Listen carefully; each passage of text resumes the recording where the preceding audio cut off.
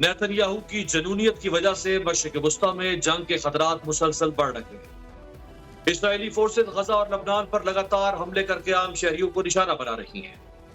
دوسری جانب حماس، حزب اللہ، القسام بریگیڈ، عراقی مزاحمتی گروپس اور یمن کے حوثی جوابی طور پر اسرائیلی تنصیبات پر میزائلز اور راکٹ سے حملے کر رہے ہیں۔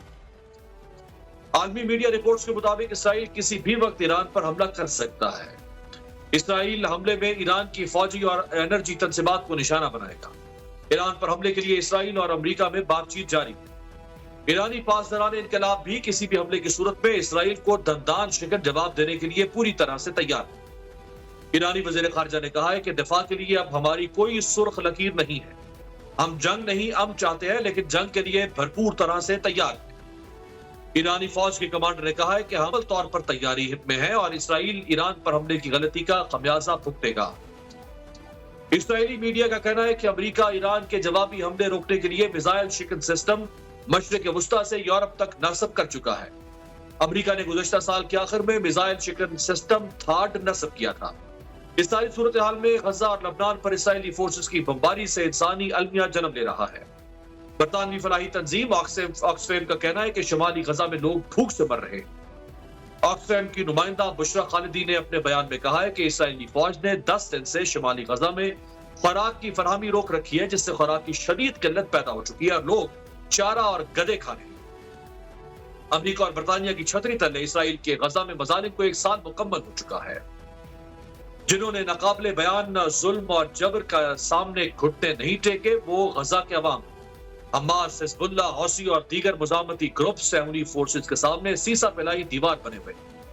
لبنان پر اسرائیلی بمباری کے بعد مزاحمتی تنظیم حزب اللہ نے اسرائیل کے مختلف علاقوں میں فوجیوں پر میزائل اور سینکڑوں راکٹ حملے کیے۔ اسرائیلی میڈیا کے مطابق گزشتہ دنوں حزب اللہ نے اسرائیلی دارالحکومت تل ابیب میں اسرائیلی انٹیلیجنس یونٹ اور شمالی اسرائیل کے مختلف علاقوں میں میزائل اور راکٹ حملوں سے فوجیوں کو نشانہ بنایا اور 190 راکٹ داغے۔ اسرائیلی میڈیا کا بتانا ہے کہ تل ابیب میں موساد ہیڈ کوارٹرز کے ساتھ واقع انٹیلیجنس یونٹ کو نشانہ بنایا گیا تھا۔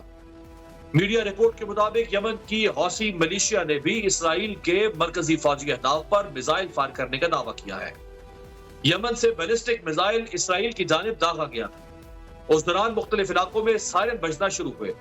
یاد رہے کہ حوثیوں نے گزشتہ 1 سال کے دوران اسرائیل کی طرف 220 سے زائد بیلسٹک میزائل، کروز میزائل اور ڈرون حملے کیے۔ لبنان، ایران اور یمن کے علاوہ حال ہی میں غزہ کے علاقے خان یونس اور جنوبی غزہ سے بھی تل ابیب پر 5 راکٹ داغے گئے، جن کے نتیجے میں کئی اسرائیلی زخمی ہوئے۔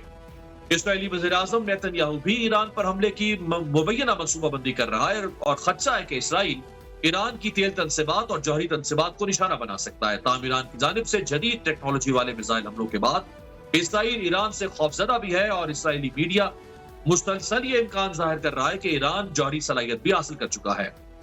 اسرائیل میں درمیانے درجے کے زلزلے کے بعد کھلبلی مچ گئی تھی اور اسرائیلی میڈیا نے شور مچانا شروع کر دیا تھا کہ تہران نے زیر زمین ایک نیوکلیئر ٹیسٹ کیا، جس کے نتیجے میں زلزلے کی شدت تل ابیب تک محسوس کی گئی۔ نیتنیاہو کے جنگی جنون نے اسرائیل کی معیشت کا بھی جنازہ نکال دیا ہے۔ ایک اسرائیلی اخبار نے اعتراف کیا ہے کہ اسرائیل کی معیشت غزہ میں فتح سے قبل ہی جنگ ہار چکی ہے۔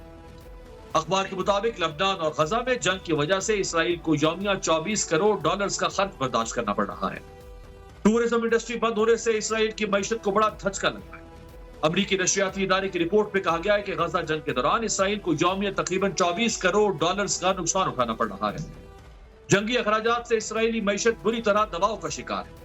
اسرائیل کی معیشت تقریباً 1 سال سے جاری جنگ کے دوران قرض لینے کے سبب بڑھتے اخراجات نے سہولی ریاست کے مالیاتی ڈھانچے پر دباؤ بڑھا دیا۔ یہ ساری صورتحال نیتنیاہو کے لیے اب کنٹرول سے باہر ہو رہی ہے اور اس کی کمزوری بھی واضح دکھائی دے